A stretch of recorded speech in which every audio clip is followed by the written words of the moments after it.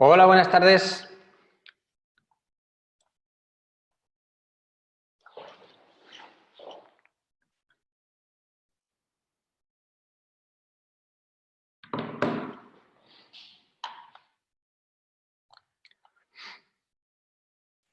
Hola, buenas tardes. Hola, Alex. Vamos a esperar que se conecte alguien más y empezaremos.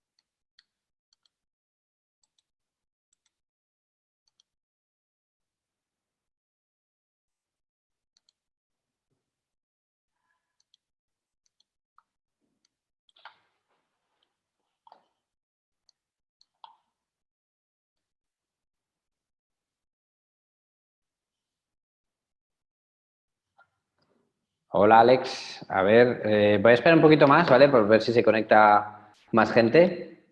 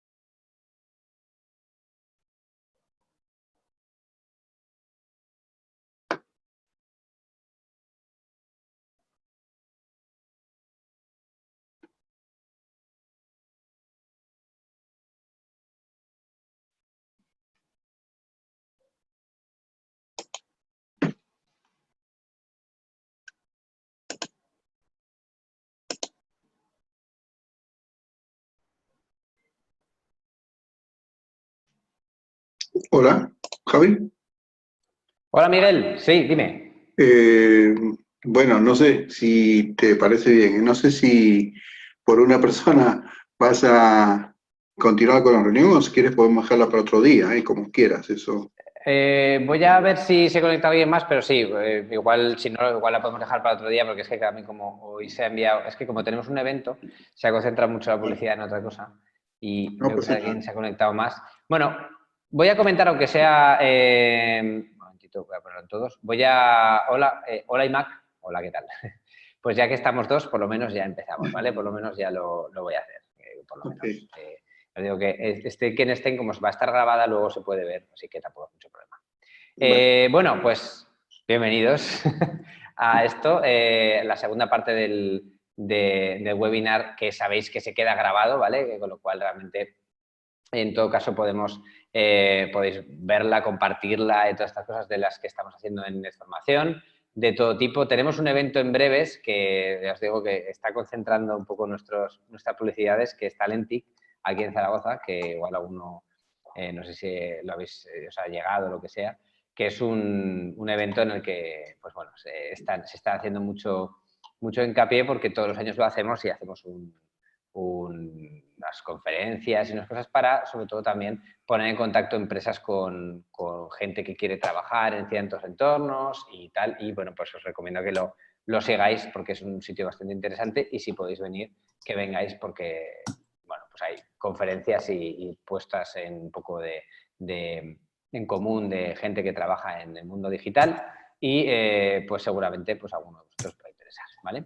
En todo caso, lo que me ocupa a mí hoy es, ya sabéis, la segunda parte del webinar de cultura digital, en el que ya empezamos el otro día y recuerdo un poco, ¿vale?, que esto es los webinars que organizamos de NetFormación para que todos podamos en un momento determinado conocer alguna de las cosas que vemos aquí. Este webinar, tanto como este como el anterior, es un poco especial porque realmente hablamos de cosas como muy básicas y, de hecho, algún alumno me ha confesado que se lo ha visto el del otro día y que alguna cosa le ha venido bien. Entonces, realmente tampoco, o sea, es dar por hecho, es lo peor de este tema, ¿no? Entonces, bueno, pues os recomiendo que cualquier cosa que queráis con respecto a lo que hacemos, pues os metéis en la web de NetFormación, ¿vale? Y que pues ahí podáis ver, ya sabéis que tenemos cursos, el máster, etcétera, etcétera, y pues cualquier cosa nos podéis escribir y comentarnos de las cosas que trabajamos. Yo ya sabéis que soy un especialista del anterior webinar, un especialista en el mundo multimedia sobre todo,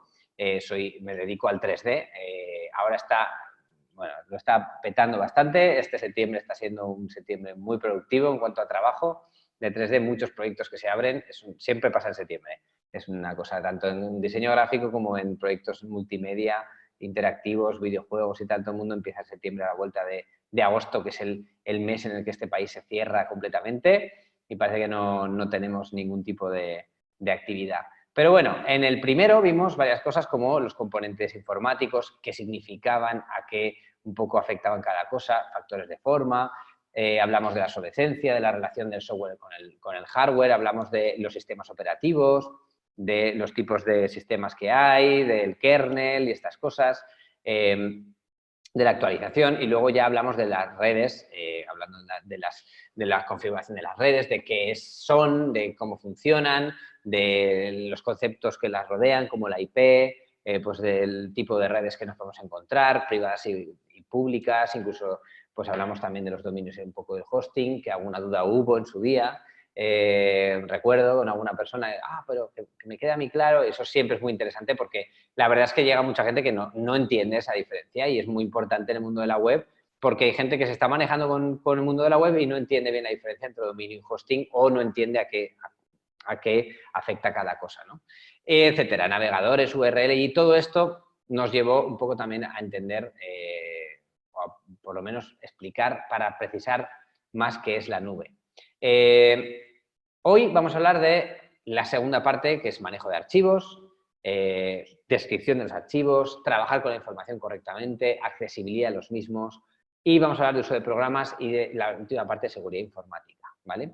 Esto es algo bastante importante, la parte de seguridad informática, porque en muchas empresas no hay cultura de esto y tenéis que entender que si trabajáis con ordenadores y trabajáis con datos, es, vamos, absolutamente crucial cumplir ciertas normas que rigen tanto en Europa como en el resto del mundo. Tenemos distintas normativas, pero en Europa concretamente tenemos unas cuantas que hay que cumplirlas y que no es opcional, ¿no? Y para eso nos hace falta conocer conceptos como qué es la nube, porque realmente algunas de las normas de seguridad nos implican, por ejemplo, copias de seguridad en la nube obligatorias por ley, ¿vale? Con lo cual dices, yo es que no sé lo que es la nube, pues toma, ¿vale? Lo necesitas saber. Bien, lo que hablábamos, la cultura digital, sobre todo hablábamos de esto porque los que procedemos de otra época, la cultura digital la tenemos desde la base de usar dispositivos más antiguos que requerían un mayor nivel de profundizamiento dentro de las tripas de los aparatos y nos permiten, digamos, de alguna manera, pues comprenderlos mejor y también crean una barrera con respecto a las nuevas tecnologías que hay que estar siempre actualizándose para poder manejarlas, que son las TIC, tecnologías de la información y la comunicación, ¿vale? Que nos crean incluso una cultura visual, pero las necesitamos porque a nivel profesional, pues, bueno, pues hoy en día no podemos descuidar eso en absoluto y necesitamos trabajarlo. Es una actitud, hablábamos de esto es todo resumen del otro día, y se asume un cierto nivel de autoformación.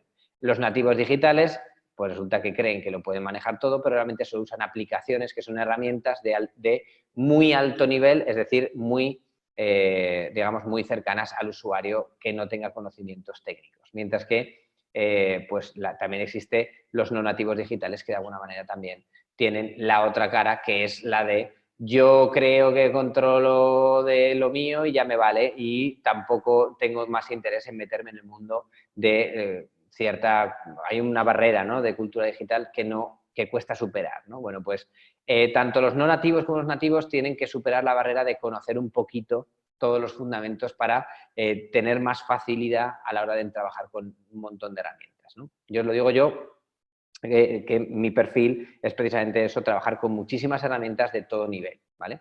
Bueno, pues hoy vamos a hablar, como os decía, entre otras cosas, sobre los archivos, ¿vale? Lo primero que vamos a hablar es de los archivos. Y quiero que entendáis esto porque es una cuestión que los archivos no era la única manera que teníamos de trabajar con ordenadores. O sea, existe el concepto de anclaje, aquí se aplica bastante. Pensamos que todo Internet funciona así porque no puede funcionar de otra manera. Pensamos que los ordenadores funcionan con carpetas y archivos porque no pueden funcionar de otra manera. Bueno, pues que sepáis que la primera informática no usaba carpetas y archivos, usaba otro esquema de trabajo, ¿vale? Pero es la forma que se ha quedado como el estándar. Entonces, lo que son los archivos nos fundamenta todo en el trabajo digital porque los archivos son los contenedores de información con los que trabajamos dentro de un sistema operativo ya constantemente es lo que estamos manejando todo el rato. Pero muchas veces también me queda claro que somos bastante ignorantes con respecto a lo que son los archivos. Y vamos a hablar un poco de sus características y otra información que nos interesa. Lo primero es que un archivo fichero informático es un conjunto de bits que son almacenados en un dispositivo. Los bits, ¿vale?, son una cosa bastante bajo nivel, ¿vale?, en el sentido. Un bit es una unidad de datos, ¿vale? Y como tal se entiende ya dentro de lo binario. Como ya os dije en la primera charla, todo lo que sea muy profundo, muy técnico, muy de ya no sé, casi hablando de cosas eléctricas, ya nos lo podríamos saltar un poco. Pero realmente es de lo que va, es de ceros y unos, ¿no? En todo caso, el conjunto de bits es un conjunto de información, es decir, no deja de ser cantidad de datos. Y ese conjunto de bits se almacenan, se guardan como sí, no, sí, no, sí, sí, no, no, ¿vale? Dentro de un dispositivo que es capaz de recibir esas marcas que de alguna manera se leen y cuando leemos los bits, ¿vale?, cuando una máquina lee esto, es capaz de interpretar un archivo que puede ser una imagen, ¿no? Bueno, pues se identifica con un nombre y la descripción de la carpeta directorio que lo contiene, ¿vale? Y es un identificador, pero también de alguna manera forma parte de lo que es, el propio archivo, ¿vale? Entonces, esto es lo principal que tenemos que tener en cuenta. Y lo que tenemos que saber sobre los archivos son sus características principales, que son las que más nos definen cómo trabajar con ellos. La primera y más importante quizás, ¿vale?, sea el tema del peso, ¿vale? Perdón, esto, ¿vale? Sí. Es la cantidad de bits. Es decir, cuantos más unos y ceros haya, más información tiene el archivo. Y eso tenemos que entenderlo de una manera que si fuéramos nosotros quienes leen una serie de unos y ceros, pues nos costaría más leerlos cuantos más unos y ceros haya, ¿no? Un archivo de imagen puede tener, bueno, ya lo veremos, ¿vale?, muchísimos unos y ceros. Pero cuanto más haya, más lento va a ser también para un ordenador.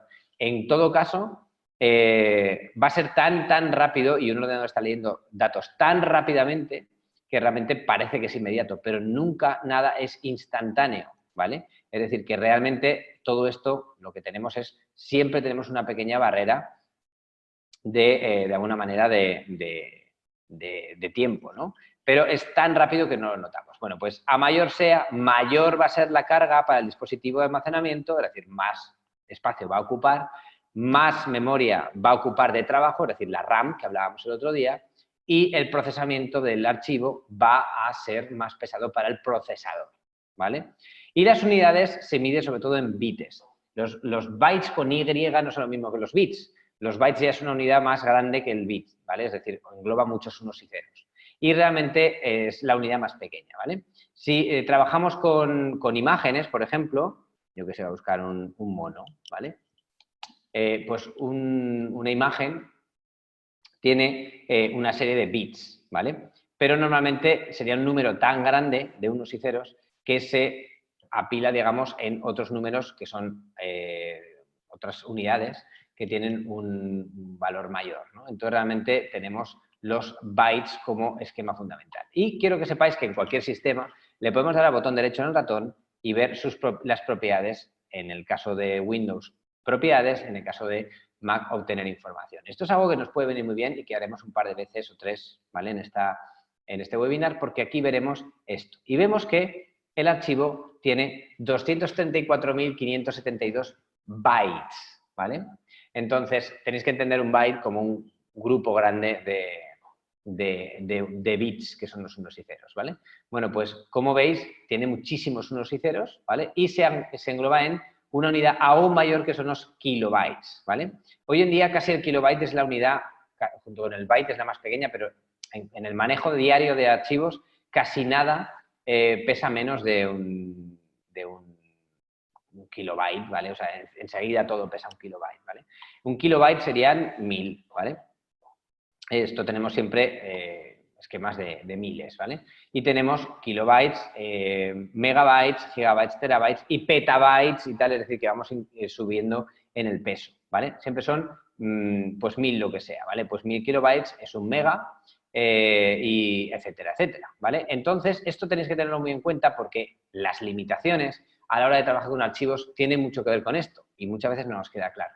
1000 megas es un giga, 1000 gigas es un tera, ¿vale? Y 1000 teras es un petabyte, ¿vale?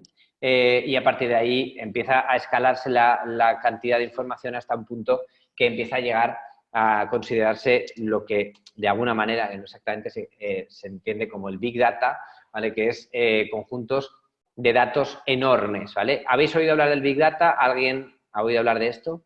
Porque el problema es que cuando tenemos tantísima información, ¿vale?, que manejar, llega un momento en que, pues, que ya no sirven los procesos normales, ¿no? O sea, imaginaos 1000 petabytes de datos. O sea, siendo que en un giga te caben, para que os hagáis una idea, pero que nos cabrían 2 películas, ¿no? O sea, Netflix, una película de Netflix, un capítulo de una serie de Netflix pesa 600 megas, ¿no?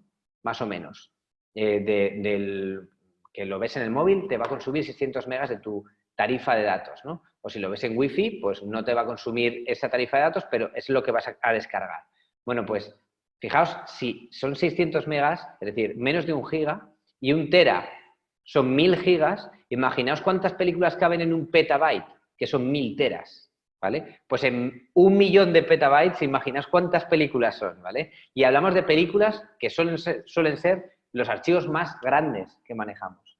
Ya no hablemos de fotos. Imaginaos un petabyte de fotos. Muchísimas, tantísimas que ya no podemos manejarlas con sistemas normales, ¿vale? Eso sería un poco el trabajo con Big Data y es una de las cosas que pues nos ocupan con el tema del peso, ¿vale? O sea, lo escalamos desde los archivos hasta la multitud de datos que tenemos fluyendo en la red, ¿no? Aparte de esto, tenemos el formato. Esto es una cosa que muchas veces también lía. Los formatos son algo muy importante porque es la forma que tiene de codificarse el archivo. Y quiero que veáis esto porque es una cosa que mucha gente no ha hecho nunca y, pues bueno, pues está bien, ¿no? A veces está bien hacerlo. Y es que en los archivos de cualquier archivo, esta imagen que yo he descargado, se pueden ver, ¿vale?, como datos, no desde el punto de vista de unos y ceros, pero sí desde el punto de vista del código, ¿vale? Se pueden llegar a leer, ¿vale? Con un programa como sencillo, como el bloc de notas de Windows, ¿vale? Podríamos llegar a ver, este no porque es el TextEdit, perdón, ¿vale? Pero podríamos llegar a ver, un momentito, eliminar. Un segundo.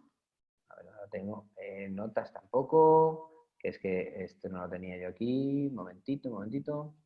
Bueno, si no tengo en utilidades. De todas maneras, queda igual, porque la cosa es que entendáis, ¿vale?, que tenemos en el... Ah, pues no, da igual. La cosa es que nosotros podemos ver, ¿vale? Podríamos ver los datos de dentro de un archivo. Y los datos de dentro de un archivo son simples, con el TextEdit lo voy a poner, simples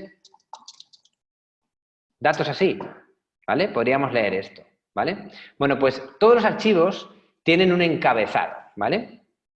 Que es lo que define el formato, ¿vale? El encabezado, para que lo veáis, es, digamos, una pequeña parte del código de un archivo, para que lo entendáis, que pues sería como esto, ¿vale? Que tiene unos cuantos datos, ¿vale? Que de alguna manera ya identifican ese archivo dentro del sistema, ¿no? Y de esa manera nosotros podemos ver esos datos, ¿vale? A qué tipo de archivo corresponde. Digamos que dentro de lo binario, ya, bueno, esto sería hexadecimal, pero da igual, ¿vale? Sería una parte inicial del archivo que definen si el tipo de archivo es un vídeo, una imagen, etcétera, etcétera, ¿vale? Con lo cual realmente podemos ver, ¿vale? Ver con nuestros ojos, de alguna manera, el tipo de archivo que tenemos, ¿vale? Y esto es algo que nos viene muy bien, porque de alguna manera ya nos va a aportar algún dato que alguna vez puede parecer una tontería, pero que no lo es, porque nos puede dar lugar a ver cosas que igual el usuario que nos envía el archivo no sabe que nos está enviando, ¿vale? Bueno, pues es un estándar, ¿vale? El formato que hace que un archivo sea manejado por un software especializado que se dedica a entender y manejar ese tipo de datos, ¿vale? Por ejemplo, un visor de imágenes, una aplicación visor de imágenes, visualizador de imágenes, está especializado en abrir archivos de tipo formato de imagen, ¿no? Y se identifica por las letras al final de un archivo que define el formato. Y todo, hoy en día, pues todos más o menos conocemos algunas de las extensiones como JPG, que es el de la foto, ¿vale? O doc, que es un documento, ¿no? de texto. Bueno, pues este tipo de extensiones sirven para que el sistema entienda más rápidamente que el archivo es de un formato, pero podría no tener esa extensión, ¿vale? Y aún así el archivo no cambiaría. Es decir, aunque no se llame .jpg, el archivo seguiría siendo de imagen, ¿vale? Porque los datos, el encabezado del archivo seguiría siendo algo que define que el formato es una imagen, ¿no? Con lo cual, esto nos lleva a que tenemos distintas categorías de archivos, ¿vale? Y tenemos distintos tipos de archivos. Con lo cual, esos tipos de archivos tienen distintos usos dentro de un sistema y pues esos tipos tienen unas aplicaciones, digamos, predeterminadas, ¿no? Como por ejemplo un archivo de texto pues, que se abra con Word, ¿no? Por ejemplo.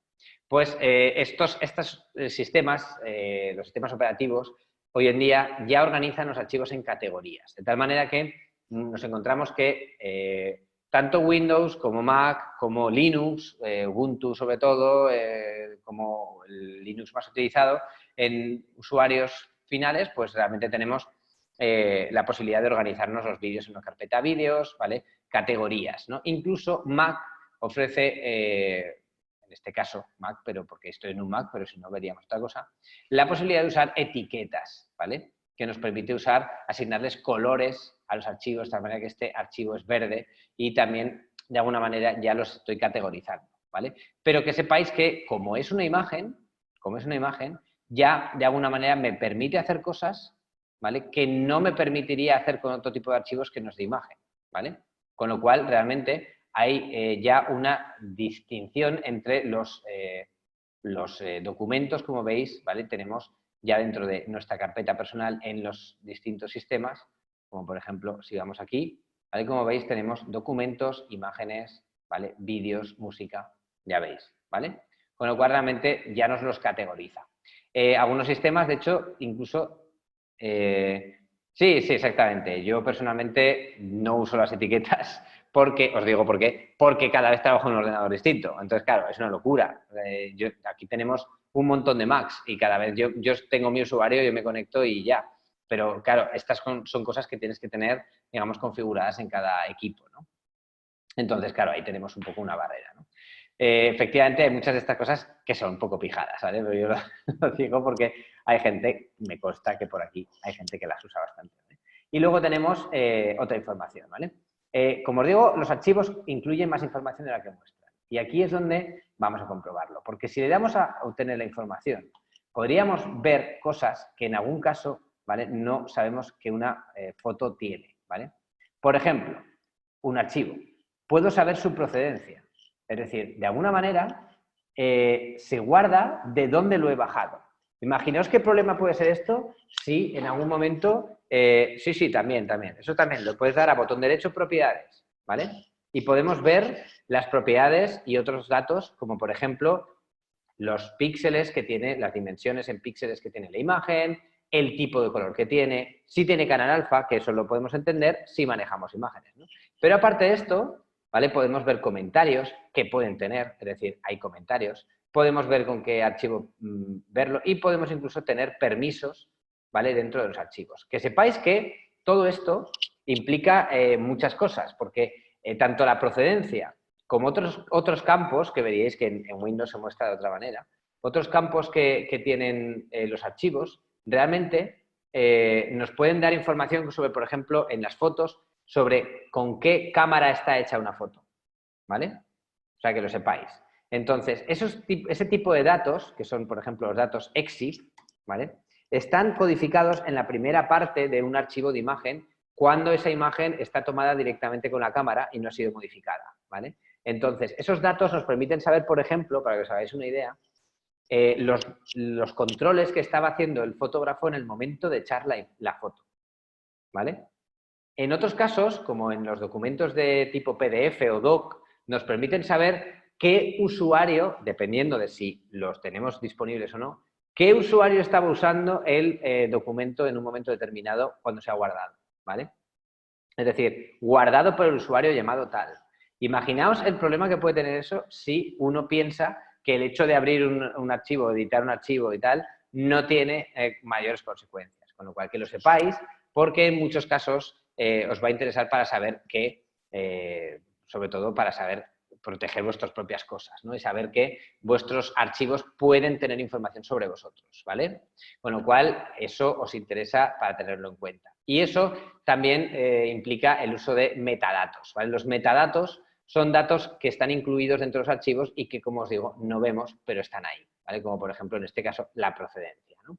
Entonces, realmente, si, por ejemplo, descargamos, vamos a ver si con esto nos sale los datos EXIF, ¿vale? De una foto. Aquí no me va a salir nada, pero, por ejemplo, igual esta foto sí que si la descargo puede ser que tenga datos EXIF o igual hay que entrar dentro para descargarse la versión desde dentro de la web, pero aquí, mirad cómo hemos podido encontrarlo fácilmente, lo veis, ¿no? La marca de la cámara es una Nikon de 5500 y la longitud focal era 16, no tenía activados los ojos rojos y la F, es decir, la exposición estaba en 11 y el tiempo de exposición en 1/4. ¿Qué os parece? ¿Cuántos datos hemos sabido de golpe en un archivo? ¿Verdad? Entonces, realmente esto tenedlo en cuenta porque es, bueno, pues es como veis, pues relevante. Vamos a dejarlo en relevante en cuanto al manejo de archivos. ¿Alguna duda con esto? ¿Alguien? Bueno, pues seguimos adelante y lo que tenéis que tener en cuenta es, a partir de aquí, el manejo de datos, ¿vale? ¿Cómo manejarnos con datos? En esto es lo que quiero hacer un poco más énfasis en esto. Porque realmente hoy en día nos importa mucho más, a efectos prácticos, cómo manejarnos con los datos, con estos archivos, ¿vale? Que están metidos dentro de los datos, están englobados en esos paquetitos, ¿vale? Que son los archivos, y cómo trabajar con ellos porque realmente los archivos en sí mismos no están en la nada, siempre están ubicados en un lugar, en una ruta, de alguna manera los podemos encontrar, ¿no? Y eso es que tenemos que saber cómo se organiza bien la información, las rutas, carpetas y sistemas para compartir los principales para que tengamos en cuenta cómo trabajar con ellos. Almacenamiento en red, almacenamiento local, remoto, ¿vale? En la nube local, que es un poco lo que hablamos el otro día, pero vais a ver un poco más. Y accesibilidad de archivo público, oculto, privado, restringido, tipos de usuarios y buenas prácticas que tenemos que tener, ¿vale? En cuanto a las rutas, ¿qué es una ruta? Todo archivo está dentro de una dirección y una ruta es algo relativo, jerárquico. Es decir, cuando yo examino este archivo, está en algún lugar y ese lugar, ¿vale? Es una, digamos, una dirección dentro de mi ordenador, ¿vale? Que de alguna manera me va a permitir acceder a él. Es decir, ahora mismo está en el escritorio, ¿vale? Esta imagen. Pero si yo me la llevo a la carpeta imágenes, ¿vale?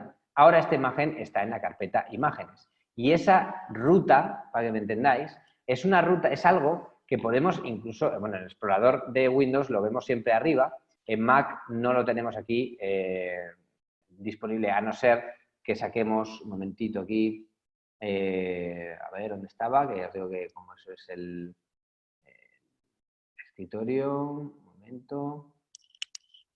Nos puede indicar la ruta en todo momento en donde estamos, ¿vale? En todo caso, que sepáis que lo podemos ver directamente aquí con el botón derecho, que también es otra de esas pijadas, pero porque realmente lo necesitamos, ¿vale? No me acuerdo ahora dónde estaba exactamente, pero da igual. Os digo, si aquí pulsáis con el botón derecho, veis que tenemos una jerarquía, ¿vale? Y Mac de técnico es la ruta, digamos, el elemento superior de la ruta. Es decir, estoy en el ordenador, ¿vale? De técnico, que es el propietario. Macintosh HD es el disco duro. Estoy en la carpeta usuarios, dentro de la carpeta usuarios la carpeta Javi Polo, que soy yo, y la carpeta imágenes. Esa es la ruta. Es decir, realmente se entendería como iMac de técnico / Macintosh HD / usuarios / Javi Polo / imágenes, ¿vale?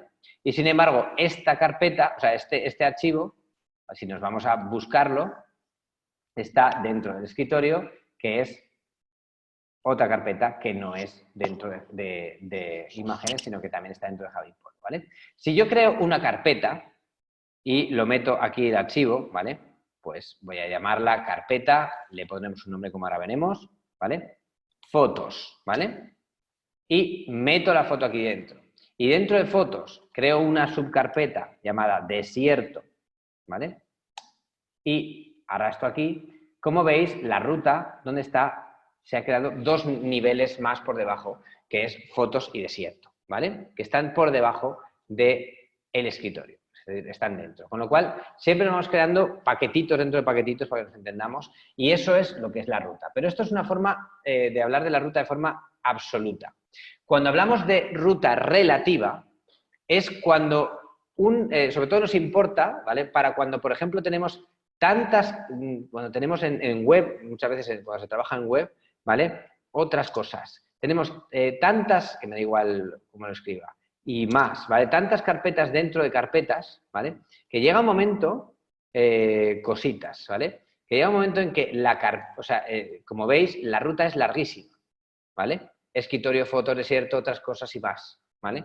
Y podríamos tener miles de subcarpetas, ¿no? Y llega un momento en que ya es demasiado, ¿no? O sea, es una ruta demasiado larga. Bueno, pues imaginaos que lo que yo estoy trabajando aquí es un proyecto, ¿vale? Con archivos, un documento y quiero usar unas cuantas fotos. Y quiero crearme una carpeta fotos, ¿no? Bueno, pues cuando yo puedo meter aquí todas las fotos y cuando hablamos de ruta absoluta sería la ruta que empieza desde aquí abajo. Desde iMac de técnico, Macintosh, usuarios, Javi Polo, escritorio, fotos, desierto, otras cosas y más. Pero cuando hablamos de ruta relativa, hablamos de desde donde estoy ahora mismo, que estoy en la carpeta y más, ¿vale? Pues la ruta relativa sería directamente cuáles son las carpetas que están aquí dentro. Es decir, / fotos directamente, ¿no? Y una ruta relativa viene muy bien porque de esa manera no tenemos que escribir toda la ruta anterior hasta llegar a ese archivo. Entonces, cuando usamos una ruta relativa, basta con que digamos, hablemos de las carpetas que están dentro de esa ruta, ¿vale? Y no tenemos que empezar cada vez que digamos una carpeta, decir toda la jerarquía superior, ¿vale? Esto nos lleva un poco a hablar, obviamente, de las carpetas. Las carpetas son contenedores donde tenemos los archivos y esa es la estructura de anclaje que tenemos en los sistemas hoy en día aplicado a todo. Pero realmente, en todos los sistemas, pero realmente las carpetas son contenedores que, aunque tienen también sus propias descripciones, sus propias historias, no tienen grandes... están creadas para ser muy simples, muy vacías y muy poco definidas en cuanto a tipos de carpetas que tenemos, ¿no? Y tal.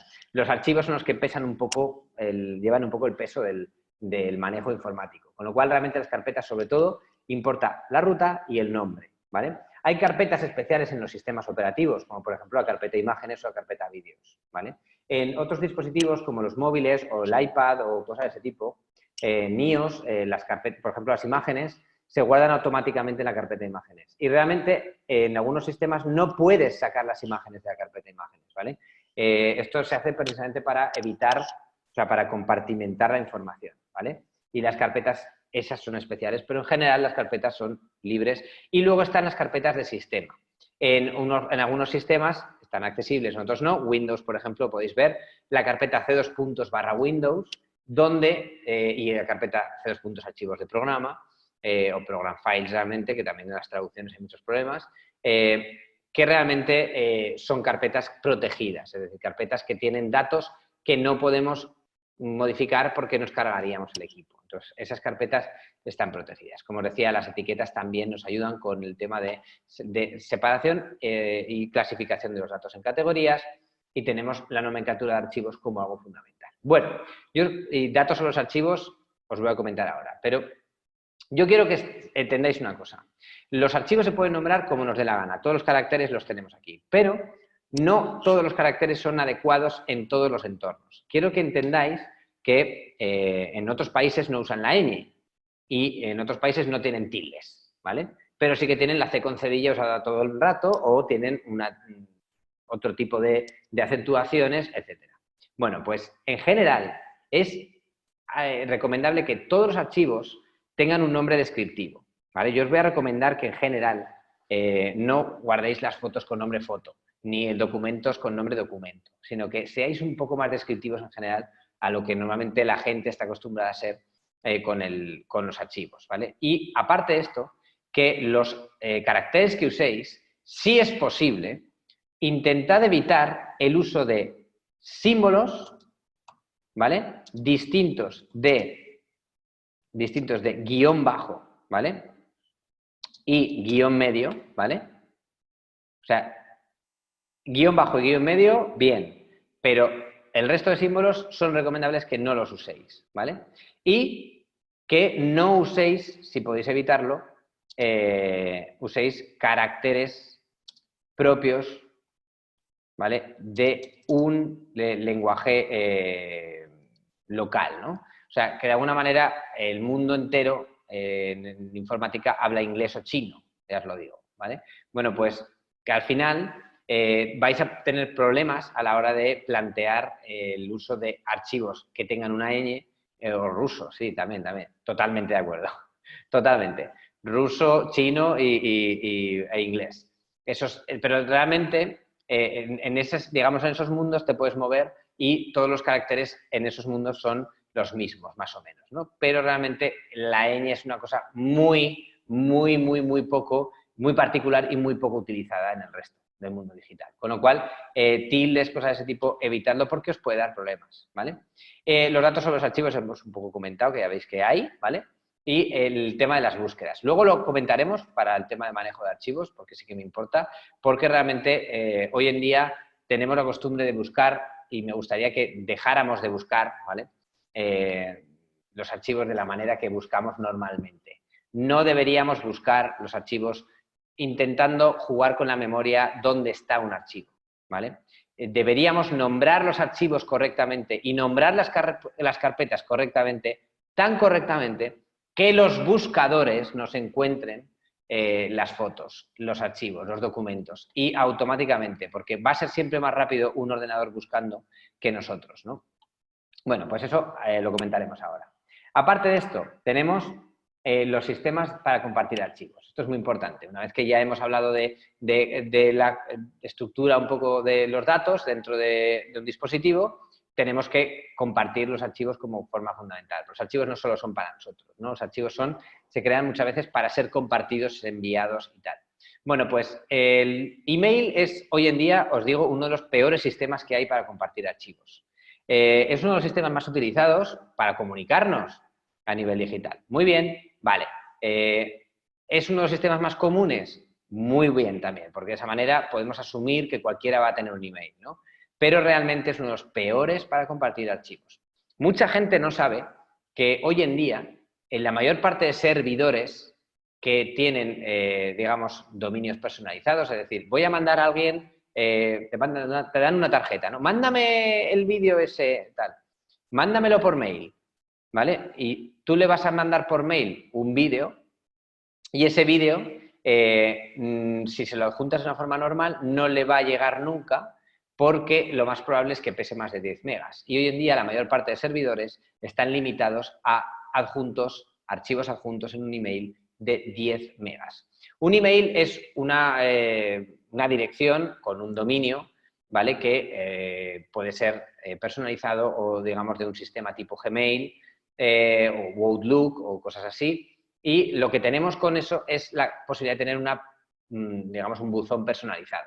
Eso lo sabemos todos y seguramente no tendremos problemas con usar eso. Sabemos nuestra dirección y con eso nos llegan los mensajes, pero realmente la configuración es un poco más compleja de lo que parece, porque cuando si intentáis manejaros con programas de gestores de email, por ejemplo, veréis que hay cosas técnicas como el IMAP, no sé qué, el POP3 e incluso tecnologías muy antiguas, porque es un sistema que ya empieza a ser un poco obsoleto, ya os lo digo, ¿vale?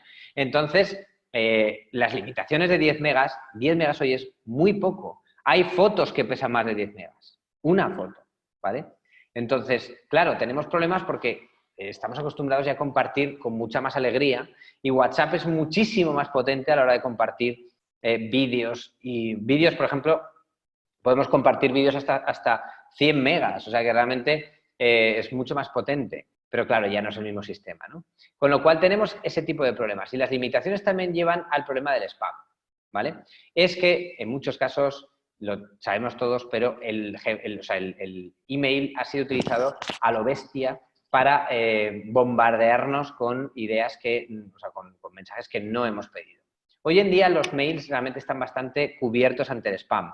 Es decir, que tienen tantos filtros en servidores, en ordenadores, en los sistemas que contratamos, en el propio Gmail, Outlook y tal, tiene su propio filtro, que es uno dentro de otro, de otro, de otro, de otro, y todos los... bueno, he puesto el aire acondicionado, perdón. Todos los filtros van reduciendo la cantidad de mails que se nos pueden colar, ¿no?, en el spam.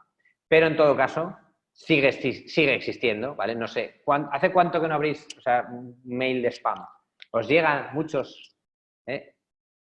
Y Mac, por cierto, ¿cómo te llamas? Porque no creo que te llames Mac.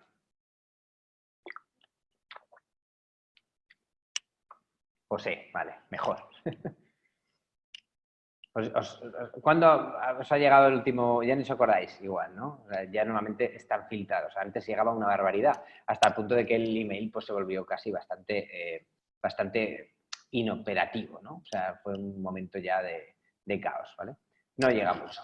Pues eso, entonces, dicho esto, el email es una forma de compartir archivos, como os digo, regular, pero para textos está bien. Bueno, pues tenemos dos sistemas de mensajería que conoceremos más o menos todos. WhatsApp, Skype, estoy poniendo estos, pero hay muchos más. WhatsApp, Skype, Telegram, Facebook Messenger. Bueno, pues el Instant Messenger este. ¿Podemos compartir archivos por ahí? Sí, incluso por la mensajería interna de Twitter, de Instagram. Todas las redes que sirven para conectarnos suelen tener la posibilidad de transferir archivos, ¿vale? Otra cosa es que sean los medios ideales, sobre todo a nivel profesional, ¿vale? Y pues mucha gente, como yo, separamos, por ejemplo, las redes que usamos profesionalmente de las redes que usamos personalmente. Yo uso Skype solo profesionalmente y uso WhatsApp, intento usarlo sobre todo personalmente, ¿no? Pero cada uno, efectivamente, de hecho, eso voy a comentar. Cada uno tiene sus particularidades. Por poner un ejemplo que acabas de decir, yendo al hilo, no, pasa nada, al revés, prefiero que me habléis, que estamos aquí en familia como nunca. Realmente, el problema que tienen es que para poder manejarse compartiendo archivos, aunque sean muy potentes, tienen limitaciones. Y las limitaciones es que, claro, imaginaos qué millonada de imágenes se mandan por WhatsApp al día. Una barbaridad, ¿no? Bueno, pues para ahorrar espacio y para ahorrar datos de trabajo en redes, WhatsApp comprime las imágenes. Exactamente. Venga, te llegan ahí a los grupos, sobre todo, ¿no? Los grupos así de coña de amigos, que son como el infierno. Bueno, pues realmente tenemos millones y millones de petabytes, lo que hablábamos, ¿no? Moviéndose en imágenes en WhatsApp constantemente. Bueno, pues para reducir eso, con toda la carga de procesamiento que supone para servidores, dispositivos, etcétera, lo que se hace es reducir el peso de las imágenes perdiendo calidad, ¿vale? Y pierde bastante, os lo digo. Los que trabajamos en diseño directamente lo evitamos a toda costa, porque realmente te pide el cliente, oye, perdona, ¿me mandas el...? No, te lo enseño, te lo mando por otra vía, te lo mando a través del link, como veremos ahora, ¿vale? porque no quiero que lo veas con menos calidad, porque me vas a echar la bronca. Oye, pero esto no se ve muy bien. Claro, porque lo estás viendo en WhatsApp, ¿vale? Pero bueno, otros sistemas como Skype o sea, digamos que como es de otra manera, es un poco más privado y tal, pues no reducen el peso, ¿vale? Te las dan con el mismo formato. Pero en general tenéis que desconfiar, yo creo que quiero que os quedéis con esta idea, desconfiad de los sistemas de mensajería que reducen normalmente la calidad de los archivos. Pero, si no os importa, vais a ver que muchas veces la vais a ver prácticamente igual, ¿no? Entonces, realmente, igual no notáis esa pérdida de calidad, ¿vale? Y os digo, es mucho más potente, de esa manera que tú mandas un vídeo que igual en tu móvil pesa 300 megas, probadlo, y cuando lo envías, si miras los datos desde el móvil, los datos de ese archivo que te ha llegado, el vídeo, igual pesa 6 megas. Y dices, ¿cómo es posible? Porque lo ha reducido con sistemas para perder un poco de calidad de donde procede y entonces hace que el archivo entero pese menos, ¿vale? Bueno, link descargable. Esto es lo que muchas veces usa menos la gente y realmente es lo mejor. Y tiene que ver un poco con los sistemas en la nube y otras cosas. ¿Todos conocéis WeTransfer? ¿Puede ser? ¿Conocéis WeTransfer los dos? Sí, ¿no? Bueno, pues WeTransfer es un sistema que hay que tenerle cuidadito, ¿vale? Porque los links que tengáis en WeTransfer los puede descargar cualquiera realmente, ¿vale? Pero si yo os mandara una foto, ¿vale? A través de este sistema, lo que yo creo, voy a mandármelo a mí mismo, ¿vale? javier.polo@netformacion.com, ¿vale? Y me lo envío, ¿vale? De mí a mí mismo, ¿vale? Hola, ¿qué tal? ¿Vale? Me envío el mensaje y voy a añadir un archivo, que va a ser, por ejemplo, la foto del mono, ¿vale? O está en imágenes, ¿veis? La ruta, me voy a la ruta de Javi Polo, en imágenes y voy a enviarme el mono, ¿vale? Le doy a abrir y esta imagen la voy a enviar mediante un link, ¿vale? Este es el de Google Drive, dices, ¿no? Quizás. Ahora hablaremos de los sistemas, ¿vale? Bueno, pues lo envío y aquí me acaba de enviar el archivo a través de WeTransfer, ¿vale? Ahora hablaremos de esto. Si yo ahora voy a mi email, en mi email tengo un aviso de que tengo un archivo, pero el archivo no se me ha adjuntado, es decir, bueno, no me ha llegado todavía. El aviso no se me ha adjuntado directamente, es decir, que no voy a tener el archivo enviado al email, sino un link de descarga a ese archivo que es mucho mejor porque yo podría subir en WeTransfer hasta 2 gigas de golpe, ¿vale? Es decir, que yo de alguna manera en WeTransfer puedo enviar de golpe 2 gigabytes, ¿vale? Y llegarían a un email sin ningún problema. ¿Veis? Ya me ha llegado, ¿vale? Y como veis, me ha llegado esto que puedo descargar. Es decir, no tiene adjuntos este email, pero tiene un link, ¿vale? Que me lleva a WeTransfer y me permite descargar esta imagen, ¿vale? Esto es mucho mejor y mucho más efectivo que usar adjuntos, ¿vale? Y respeta el 100% de la calidad, ¿vale, L? O sea, eso es una cosa importante a tener en cuenta. Si quisieras respetar toda la calidad, podrías usar este sistema que, como ves, es más latoso, ¿no? Y eso siempre pues, nos lleva a eso. Bueno, pues esto nos lleva a la otra, digamos, o sea, a cómo jugar con esto de una manera, pues, aún más práctica. Y es que tenemos sistemas de almacenamiento en la nube. Lo que hablábamos el otro día de local, remoto, en la nube, en local, sincronizado, no sincronizado, pues tenemos varios sistemas como iCloud, Dropbox, OneDrive, Google Drive, ¿vale? Que son discos duros en la nube, ¿vale? Esto es, por ejemplo, un disco duro en la nube. Entonces, si yo quisiera enviaros esta presentación, puedo hacerlo. De hecho, voy a hacerlo, ¿vale? Voy a cogeros esta presentación, ¿vale? Y desde aquí voy a compartirla con vosotros. ¿Y cómo lo voy a hacer? Vais a poder ver, ¿vale? Esta presentación compartiéndola con vosotros mediante un enlace. Voy a copiar el enlace y os lo voy a poner en el chat. Si pincháis en ese enlace, os acabo de enviar la presentación, ¿vale? Y la podríais descargar de varias maneras, ¿vale? Con lo cual, esa forma de enviar por link es súper útil porque nos abre muchísimas posibilidades y nos desvincula del peso que tenga el archivo. Le da igual, a la persona que lo recibe le va a dar un poco igual, pese más o menos, y al que lo envía va a tener muchas más posibilidades. Aparte de esto, hay sistemas como los más utilizados de almacenamiento en la nube, como por ejemplo Dropbox o Mega, ¿vale? O Mega. Yo los utilizo mucho Mega, ¿vale? Mega lo utilizamos aquí profesionalmente con varias cuentas y tal. Y Dropbox pues tiene su propio su sistema para tener una parte de nuestro disco duro sincronizado en la nube. Esto significa que todo lo que subamos en la parte de Mega, en la carpeta de Mega, de la ruta de Mega de nuestro disco, se va a actualizar automáticamente en la nube y vamos a tenerlo disponible desde cualquier lugar, ¿vale? Para que veáis, por poner un ejemplo, aquí en el Mega de Net, lo sincronicé el otro día ya para poder tenerlo para esta clase. Si yo en esta carpeta de mi disco duro creo una carpeta que se llame Hola, aparece automáticamente en la nube. ¿Lo veis?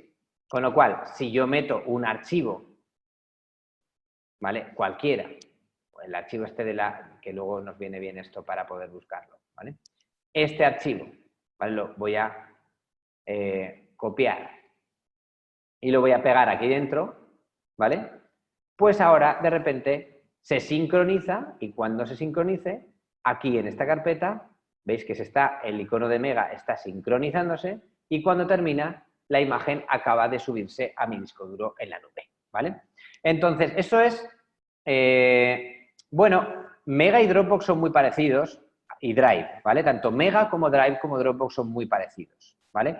Yo recomiendo más Mega y Dropbox para trabajar con una carpeta sincronizada en el disco.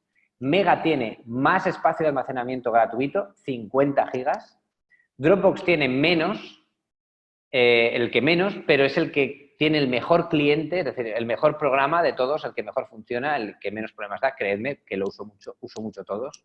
Es el que menos problemas da y ahora sí dan problemas alguna vez todos, ¿no? Pero es el que mejor funciona. Y Drive es el que mejor funciona, pero no funciona también el sistema de compartir mediante una carpeta metida dentro del disco, ¿vale? Entonces, realmente, lo del tiempo real es válido para los tres sistemas, ¿vale? Y también sería para, como ya os digo, para OneDrive, para iCloud, ¿vale? O sea, que tienes más sistemas que estos que os digo, pero Mega parece que es como más residual, no lo usa tanta gente y, sin embargo, es el que más espacio da, ¿vale? Luego ha habido otros que se han quedado por el camino, como Box, ¿vale?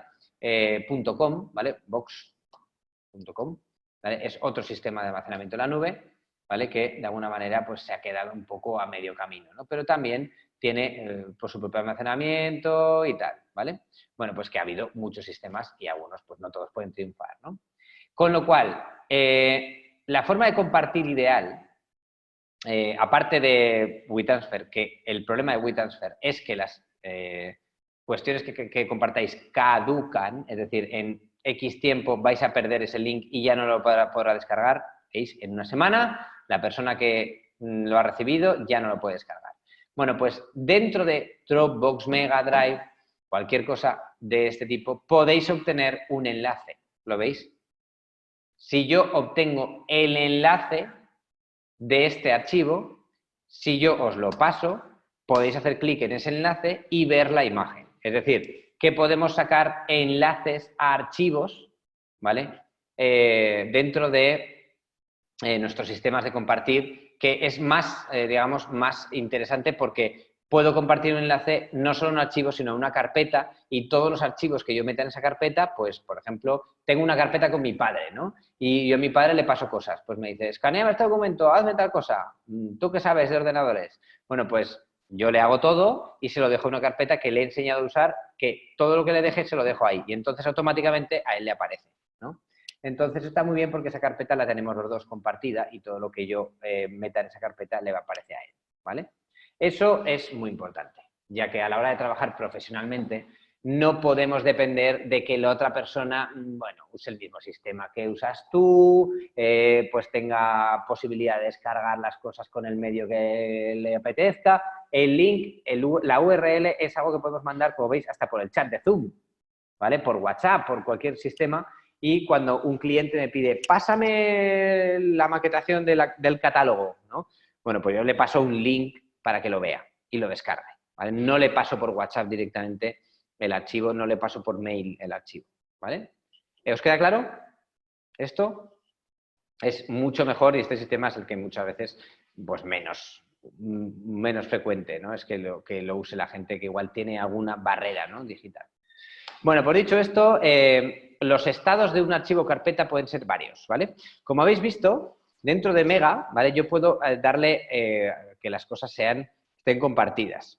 Exactamente, L, esa es la idea, ¿vale? Si tú pasas un link, se respeta exactamente el archivo como es. O sea, todos los datos, todos los bits del archivo no se pierden, ¿vale?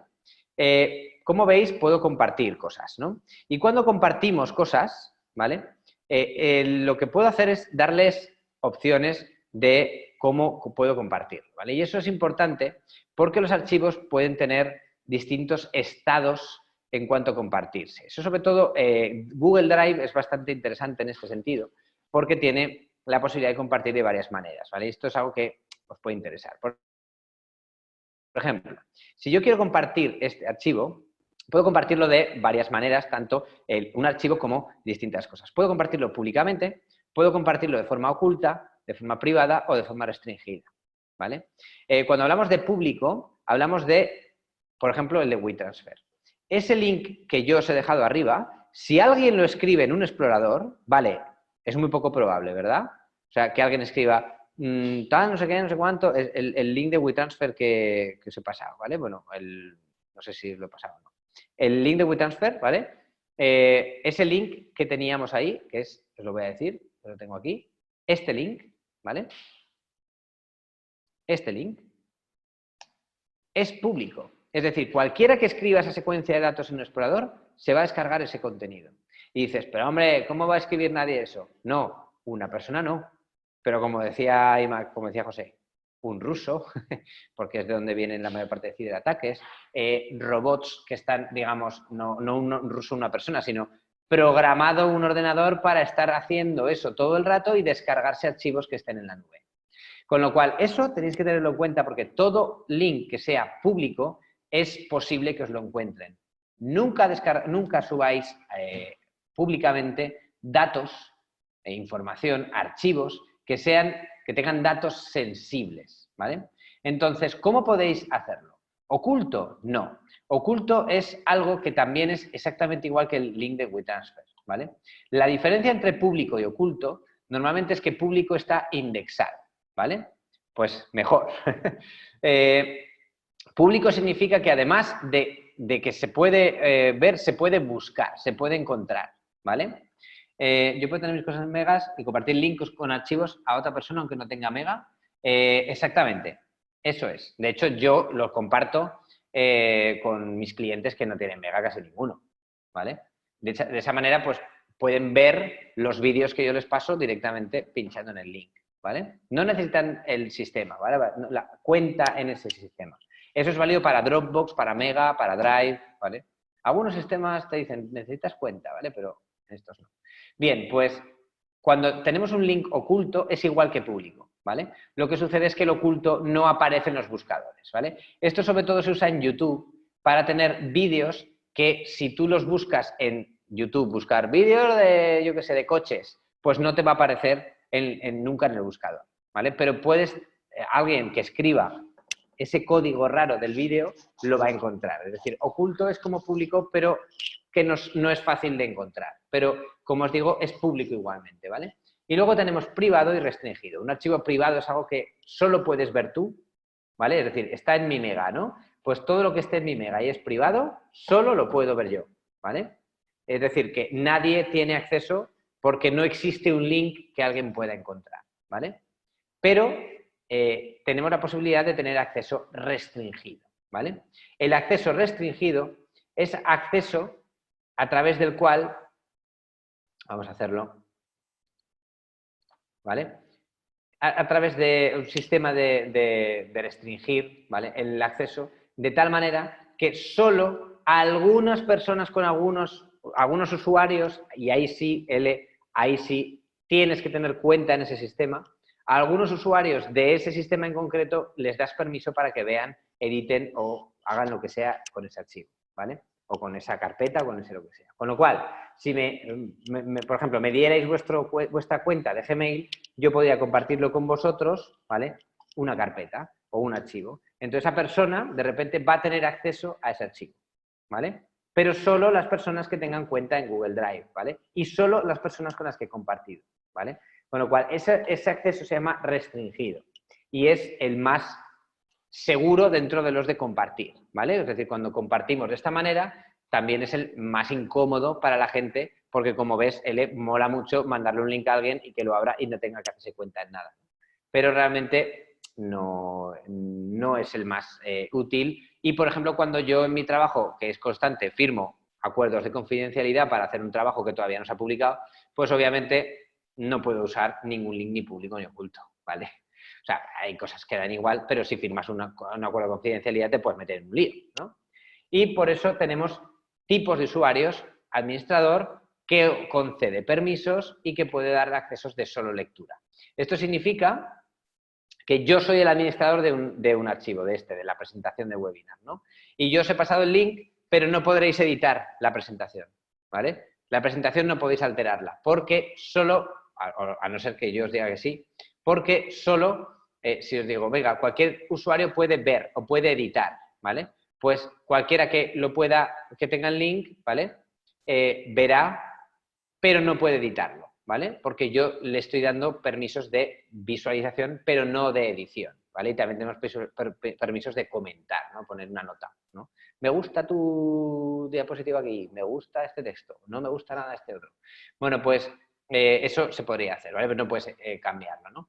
Y solo es el administrador que concede permisos, ¿vale? Yo puedo nombrar a otras personas como administradores de los archivos, ¿vale? Esto es algo muy importante porque cuando concedes permisos de administración, de administrador, a otra persona, esa persona te puede quitar a veces los derechos de administrador a ti. Y cuando trabajamos en la nube, en sistemas de este tipo, obviamente el que tiene derechos sobre un archivo es el que puede hacer cualquier operación de cambiarle la posibilidad de compartir ese archivo. Con lo cual, los administradores son el nivel superior de jerarquía con respecto a la propiedad de los archivos y los administradores solo deben ser aquellos que realmente tengan derechos sobre esos archivos, ¿vale? Y el resto sean usuarios que pueden tener permisos de solo lectura, de edición y tal. ¿Os ha quedado claro? ¿Todos? ¿Sí? Guay. Esto se lo voy a decir a uno que tengo yo por ahí a mano de mis alumnos, para que lo tengan claro. Porque luego me envían alguna vez alguna cosa y dices, pero a ver, esto no lo has entendido. Y es porque muchas veces, pues bueno, pues tienen, estas barreras existen, ¿no? Y es que todo tiene que ver con los programas y las aplicaciones. Y el problema de mucha gente, sobre todo gente joven, es que son expertos en usar aplicaciones. Aplicaciones, ¿vale? Es decir, manejar cositas así de pinchar hasta de hacer clic, ¿no? Pero realmente eso no es tampoco toda la informática, como ya vemos, ¿no? Y eso no nos soluciona muchos de los problemas. Con lo cual, ¿qué es lo que pasa con los programas y aplicaciones? ¿Qué problemas tenemos y qué tenemos que saber cuando trabajamos con ellos? Bueno, pues, fundamental. Esto no es fundamental, ¿vale? Pero hay una serie de cosas que sí. La aplicación no es lo mismo que un programa. Una aplicación es una herramienta, ¿vale? Es un tipo de programa. Los programas son todas las cosas que tenemos. Lo que pasa es que, como os decía, hoy en día todo ha mutado en aplicaciones porque los programas muchas veces no los vemos, ¿no? Los programas están un poco ahí latentes y, vale, son todo, pero realmente lo que usamos son herramientas. Se ha convertido la informática en algo que realmente nos sirve especialmente para usar herramientas que son usables por cualquiera, ¿vale? Con lo cual, realmente, pues es un tipo de software, pero es casi el que se ha quedado como el más importante, exceptuando el mundo técnico, ¿vale? Con lo cual, lo igualamos y hoy en día os diría que nadie se preocupe de hacer desambiguación aquí. No, eso no es un programa, eso no es una aplicación, es un programa. Nadie se va a quejar, ¿vale? Pero que sepáis que no es lo mismo. Y es que tenemos tipologías, tenemos formas de trabajar con ellos, tenemos formas de interactuar entre ellos, ¿vale? Y es importante que lo sepamos manejar, ¿vale? Atención, vamos a empezar por aquí. Tipos de aplicaciones por su medio de instalación o acceso. Bueno, pues hoy en día, aunque hay más, o sea, pongo otros porque no son los únicos y de hecho debería haber otros en todas las listas, ¿vale? Pero tenemos por su medio de instalación o acceso distintos sistemas. Por ejemplo, tenemos el sistema instalable, que es el clásico. Es decir, un programa que para poder ejecutarlo, para poder funcionar con él, tengo que hacer algo en mi dispositivo para que se enraíce con él y entonces ya puedo abrirlo, ¿vale? Pues voy a poner un ejemplo, Photoshop o WhatsApp, ¿vale? WhatsApp se instala en un móvil, Photoshop se instala en un ordenador, ¿no? Bueno, eso es el sistema clásico, el que todos, digamos, conocemos. Voy a instalar Word, ¿no? Si no, no lo puedes usar. Bien, tenemos el sistema portable, que es un sistema parecido al de instalable, porque necesitamos unos datos en el ordenador. Pero el portable, lo bueno es que no necesitamos ejecutar nada raro para hacerlo funcionar. Basta con que nos pasemos una carpeta con los archivos y ya podemos hacer funcionar el programa. Es una forma de trabajar con los programas de tal manera que no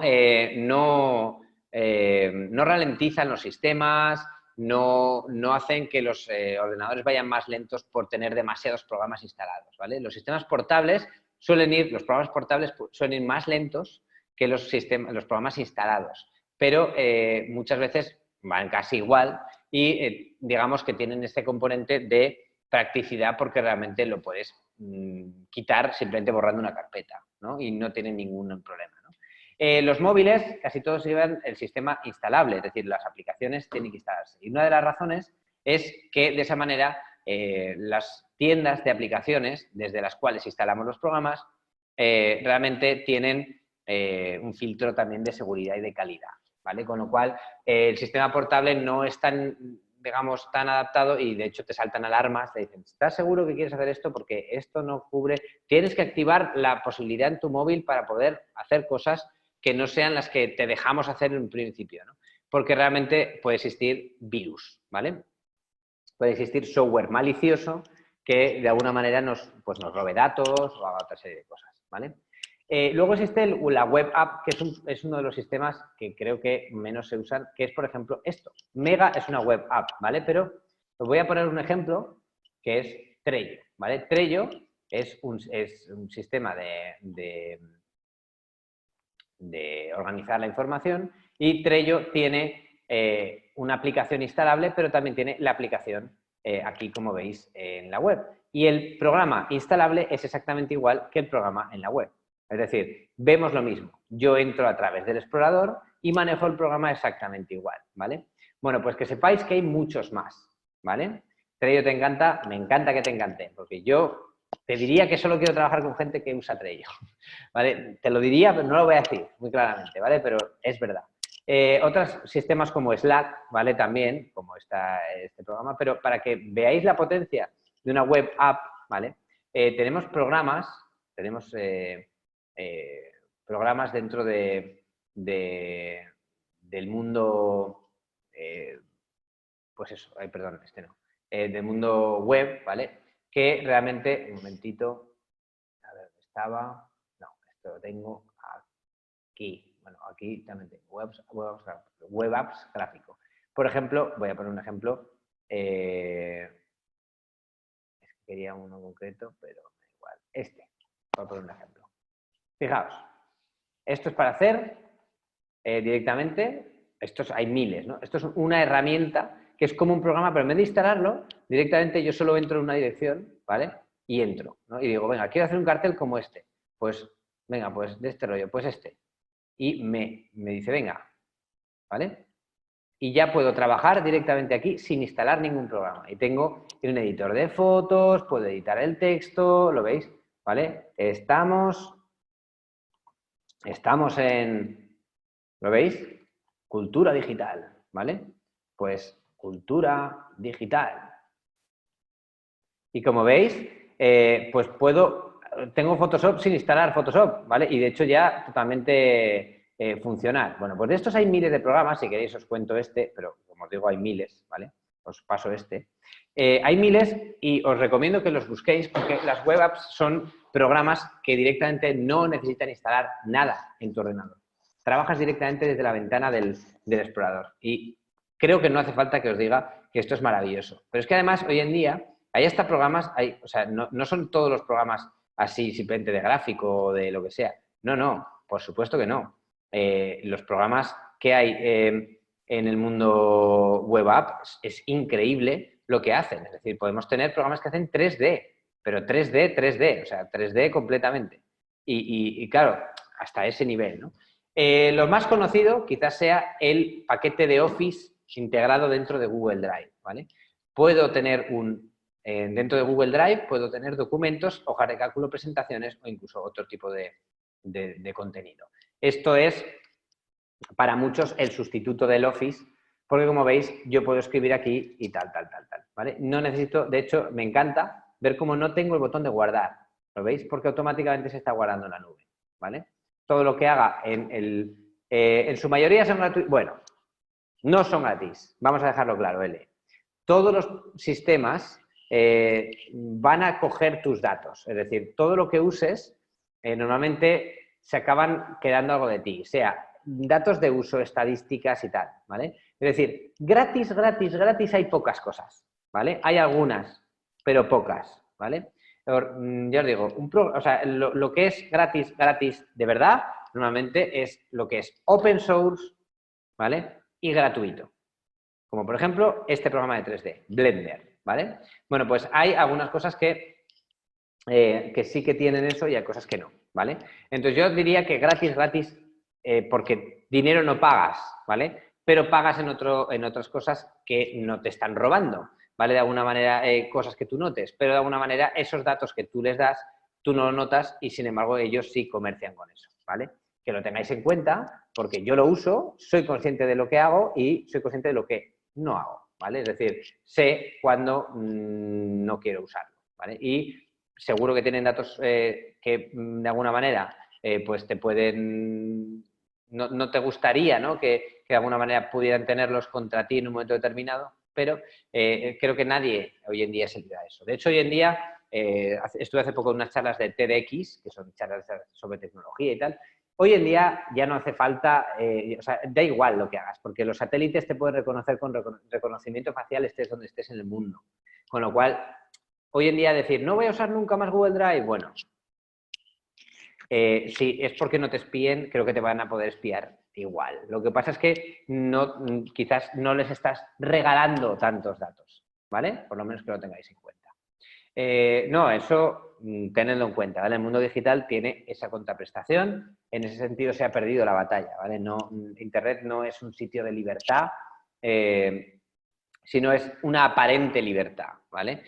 Profesionalmente, pues es guay, ¿no? Trabajar en Internet porque realmente tenemos todo esto de una manera que de otra manera sería insufrible, ¿no? Pero sabemos lo que estamos, por lo menos que sepamos lo que estamos dando para poder trabajar en Internet, ¿no? Bueno, aparte de esto tenemos los modelos de pago. Tenemos pago único, hola, ¿qué tal? Te compro esto, toma 100 euros, ya lo tengo, vale. Pero la mayor parte de sistemas están evolucionando a suscripción. Con lo cual, realmente tenemos tenemos programas que lo que hacemos es pagar al mes. Luego tenemos programas gratis, ya veis, ¿vale? Gratis que pueden o pueden no cogernos datos, ¿vale? Y otros sistemas que puede haber por ahí, ¿vale? Por su libertad de uso, propietario, significa que el programa tiene un dueño, ¿vale? Por su... en algunos casos, propietario también, significa que, vale, tiene un dueño, pero te lo vende. Pero en algunos casos un programa está restringido, por ejemplo, en lo militar o programas que se diseñan solo para un cliente, ¿vale? Y esos programas solo los puede usar una pequeñísima parte, ¿vale?, de usuarios que no está abierto, ¿no? Y luego tenemos el open source, ¿vale? O el código abierto, ¿vale?, para que nos entendamos, que realmente consiste en que los programas los crea gente con un cierto altruismo, que puede ser Google también, ahí tiene cosas open source, para que en cualquier momento puedas ver el código. Lo bueno del open source es que la gente que sabe te lo analiza y entonces sabes qué estás manejando, ¿vale? Sabes si se te están quedando los datos, si no, es decir, tal. Pues Blender, por ejemplo, es open source y es gratuito. Lo ideal es que todos los programas que uséis sean open source y gratuitos, ¿vale? Por ejemplo, otro programa open source y gratuito es GIMP, que es totalmente gratis, totalmente open source y es completamente libre de espionaje, ¿vale? Etcétera. Entonces, siempre que podamos, usaremos esas cosas, ¿no? Y luego, aparte, puede ser que los programas sean multisistema o sistema único. Es decir, podemos tener que cuando vayamos a descargar GIMP, ¿vale?, nos diga si lo quiero descargar para Linux, para Windows, para Mac, ¿veis? O portable, ¿lo veis? Con lo cual podríamos usarlo, pues bueno, pues de alguna manera de distintas formas en distintos equipos, ¿vale? Hay programas que no están disponibles en ciertos sistemas y eso da lugar a que los programas ideales son open source, gratuitos y multisistema, ¿vale? Esos serían los ideales, que son muy pocos, ¿vale? Pero bueno, que os quede claro. Más cosas. Tipos de aplicaciones, pues dependiendo de lo que hagamos, también... sí, totalmente. Para la mayor parte de pretensiones sobran y de hecho hay cada cosa, hay cada uno que es maravilloso, ¿eh? O sea, lo tengo que reconocer, que hay programas gratuitos que dicen, pero si es mejor que el de pago, ¿vale? Bueno, pues Blender, ya te digo yo, que cubre las pretensiones hasta de la gente que llevamos años y años en 3D, ¿vale? Pues te pongo ese ejemplo, ¿vale? Pero te voy a decir, OpenShot, por ejemplo, es un editor de vídeo que para la gran mayoría del público es más que suficiente y, bueno, pues para editar viene súper bien, ¿vale? Y es un editor de vídeo completamente gratuito, ¿vale? Que funciona para todos los sistemas y tal, ¿vale? Entonces, realmente, en algunos casos, efectivamente. Yo también. José, yo también. Para hacer serigrafía en 7 tintas, desde luego, no sé. De hecho, a veces se te queda corto, ¿vale? Pero bueno. Entonces, Internet, ofimática, multimedia, personalización, diseño, programación, gestión. Los formatos de archivo están asociados con formatos, con categorías de aplicaciones, ¿vale? Sí, Adobe es más profesional, pero que os digo que no todo, o sea, tenéis que, no confundáis profesionalidad tampoco con pago, ¿vale? Hay programas que no son de pago y son más profesionales, ¿vale? Voy a poneros un ejemplo, solo para que lo conozcáis, para que veáis.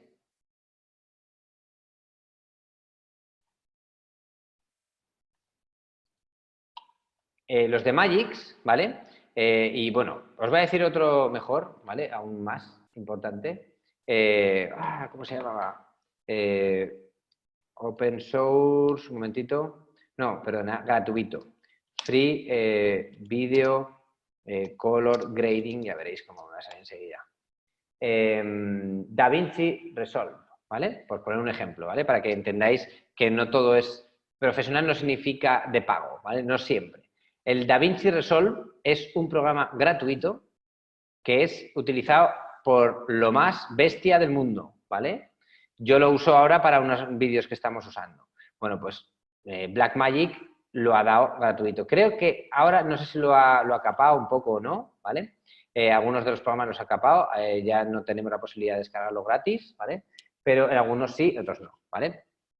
Bueno, pues que lo sepáis, ¿vale? Exactamente. Este programa es una burrada y es muy profesional y, sin embargo, es de uso gratuito, o por lo menos lo ha sido, ¿no? Bueno, pues también si te lo has descargado gratis, harás como, ya no me lo puedes quitar, ¿vale? Bueno, pues ese tipo de cosas. Con lo cual, tenemos categorías que se asocian con los programas, con los archivos, ¿vale? Y que están preparados, especializados para usar eso, ¿vale? Y eso nos lleva a un poco tips. Os voy a dar unos cuantos tips. En general, ¿vale? Primero, uso de teclas de modificación. En general, en todos los programas, para poder manejarnos bien con los programas, comando, control, alt y shift son fundamentales. Comando solo en el caso de que sea Mac, ¿vale? En el caso de Mac, sobre todo, comando, alt y shift, ¿vale? Es decir, estas 3 teclas de aquí, ¿vale? Voy a ponerlo así para que lo veáis. Estas teclas de aquí, comando, alt y shift, y si fuera Windows, control o Linux, control, alt y shift. Bueno, pues todo lo que hagáis, tendrá atajos que se modificarán con alt y shift y control, ¿vale? Y muchas veces, o sea, nadie se sabe todos, ¿no?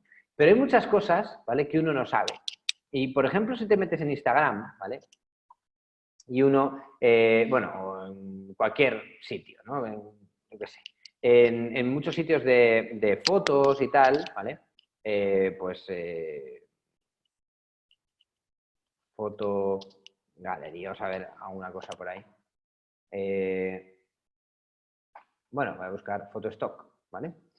Simplemente, en algunos sitios, por ejemplo, veréis que, Shutterstock, por ejemplo, no podéis descargar las fotos directamente de las webs, ¿no? O sea, por ejemplo, quiero descargar esta imagen y de repente no puedes descargarte esta imagen. Bueno, pues Que sepáis que si mantenemos Alt y mantenemos Shift y mantenemos cosas así, resulta que o sea, si yo intento descargar esto no puedo, ¿vale? Pero si le doy al Shift o al Alt me va a mostrar otra serie de opciones, ¿vale? Esto dependiendo del explorador va a cambiar. Y en general, quiero que entendáis, ¿vale? Que realmente ese tipo de atajos no lo sabemos, ¿vale? O sea, no sabemos qué van a hacer. Pero para cuando uno se tiene que manejar con programas, usar Control, Shift y Alt y todas sus combinaciones con los clics hacen que encontremos las funciones que realmente nos sacan, bueno, nos dan la vida, porque nos dan posibilidades que de otra manera son imposibles. Entonces, usad las teclas de modificación en todos los programas. Probad a ver qué pasa cuando hacéis botón derecho con Alt, botón derecho con Shift, botón derecho con Alt, Shift, ¿vale? Botón izquierdo con Comando, Shift, ¿vale? Todas estas cosas, ¿vale? Esto es fundamental para poder trabajar. Aparte de esto, manejo avanzado de portapapeles. Que sepáis que el portapapeles, copiar y pegar, es algo que podemos hacer mucho más potente de lo que muchas veces lo hacemos. Por poner un ejemplo, si nos gusta una imagen, ¿vale? Yo qué sé, esta imagen, ¿vale? Puedo decir, venga, bueno, voy a buscar una. Por ejemplo, aquí, ¿vale? Ver imagen de fondo. Le voy a pinchar en ver imagen de fondo y puedo darle a copiar imagen. Cuando le dé a copiar imagen, esta imagen la tengo en el portapapeles, ¿vale? Bueno, pues el portapapeles me permite en cualquier momento pegarlo y hoy en día tengo la posibilidad de pegarlo en muchos sitios. Como por ejemplo, si estoy editando un documento, le puedo dar a comando V, en este caso porque estoy en Mac, y pego la imagen, ¿vale?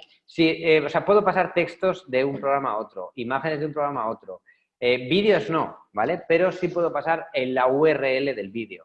Es decir, quiero que entendáis el portapapeles como algo más potente de lo que era antes, ¿vale? Antes era una cosa mucho más limitada y hoy en día, sobre todo dentro de un explorador, el portapapeles va a ser súper potente y todo lo que hagamos dentro del sistema, del propio explorador, va a ser, vamos, se va a llevar bien, ¿no? Luego, búsqueda integral del sistema. Os he dicho antes que os hablaría de esto. Si nombramos bien las carpetas y nombramos bien los archivos, ¿vale? Por ejemplo, si yo a esta imagen, como veis, Death Valley, ¿vale? Yo no sé qué es el Death Valley y la quiero encontrar, ¿vale? Todos los sistemas tienen unas lupas, tanto Windows como Linux, como todos los Linux y Mac, o sea, Mac OS, ¿vale? Tiene una lupa que, por ejemplo, en el caso de Mac tiene un atajo muy rápido que es comando espacio y entras en el Spotlight, ¿vale? En Cortana, en otros lados y tal, en los buscadores. Si llamamos a las cosas por su nombre, vamos a poder encontrarlos. Si yo busco desierto, no voy a encontrar la foto, ¿vale? Pero si no sé dónde lo he dejado, ¿vale? Pues me pueden salir muchas opciones, muchos resultados, pero no lo voy a encontrar. Sin embargo, si yo sé que se llama Death Valley, ¿vale? Pues yo le doy a Spotlight y voy a buscar Death Valley, ¿vale? Y lo veis que ya me aparece ahí, ¿vale? Y al encontrarla, o sea, directamente buscar así, vamos a encontrar mucho más rápido todo, que si lo intentamos encontrar de una manera manual, es decir, buscando carpetas, ¿vale? Entonces, usad los buscadores, por favor, usad los buscadores porque es la manera de trabajar mucho más de lo que la mayor parte de veces veo que la gente trabaja, ¿vale? Pensad con millones de datos, ¿cómo vas a trabajar? No, buscar, que te lo busque la máquina. Introducción de textos. Bueno, pues que sepáis que también tiene que ver con los usos de la tecla de modificación. Si yo estoy introduciendo textos, ¿vale? Y uso los cursores, ¿vale? A la hora de introducir textos es muy buena idea que entendáis que los cursores nos van a servir para, por ejemplo, ir de atrás adelante, seleccionar solo una palabra, ¿vale? Cuando estamos usando Alt, Comando y Shift, ¿vale? Entonces, fijaos que, por ejemplo, si yo mantengo Shift y uso los cursores, selecciono lo último que he hecho aquí, ¿vale? Lo último que he escrito.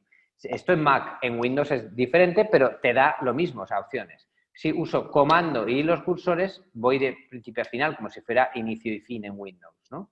Y si uso Alt, voy de palabra en palabra. Y estas cosas nos dan la vida, porque ir con el ratón así, poner el cursor, es mucho menos cómodo que hacer esto, ¿vale? Entonces, para editar, tenéis que intentar usar los atajos que, como os digo, afectan a todas las aplicaciones, no solo a esta que os acabo de explicar, sino que realmente afectan a todos los sistemas, ¿vale? Aparte, Usad la multitarea, dobles ventanas, organización automática, launches, búsquedas. Hay muchos trucos que os recomiendo que directamente busquéis en cómo organizar las ventanas en Windows, ¿vale? En cómo organizar las ventanas en Mac. Como por ejemplo, como estoy en Mac, cuento Mac, pero que realmente en Windows tenemos otros sistemas, ¿vale? Que tienen sus movidas y que realmente los podemos ver enseguida, ¿no? Como por ejemplo aquí, ¿vale? Para cambiar de una aplicación a otra, tenemos el Launchpad, por poner un ejemplo, que rápidamente, veis, nos muestra todas las aplicaciones. Y de esa manera entramos en un modo muy rápido donde tenemos todas las aplicaciones y podemos abrir cualquiera, ¿vale? Con lo cual, realmente, muchas veces buscamos el sistema tradicional de abrir una aplicación cuando con el Launchpad abrimos todo en muchísimo menos tiempo. Bueno, pues sería, digamos, comparable a la búsqueda por nombre de Windows o en Linux cuando escribimos el programa directamente en el buscador, ¿vale? Si pinchamos en el buscador, escribimos PHO, ya nos va a salir Photoshop, le podemos dar ahí y se abre, ¿vale? Igual no nos hace falta tener escritorio lleno de iconos, que eso no es muy guay, ¿vale? Y lo de las dobles ventanas, por ejemplo, yo puedo tener abierto varias cosas, varias veces incluso el mismo archivo. Veis que si yo copio esta URL, ¿vale? Y me creo otra ventana del Firefox, puedo tener abierto, ¿vale? 2 veces el mismo archivo, lo veis, en 2 ventanas diferentes. Podría llegar a tener esto, que en un momento determinado me puede venir bien, porque de esa manera yo puedo, por ejemplo, ver, que esto lo he hecho yo para esta presentación, ¿vale? Todos los temas de los que voy a hablar, ¿vale? Y así voy viendo el índice aquí a la derecha, mientras que a la izquierda voy creando cosas. Pero es el mismo archivo. Si yo modifico una cosa, se va a modificar en las dos, ¿vale? Es decir, si ya me voy aquí, escribo cultur digital, le borro la A, como veis, se borran los dos, porque es el mismo archivo, ¿vale?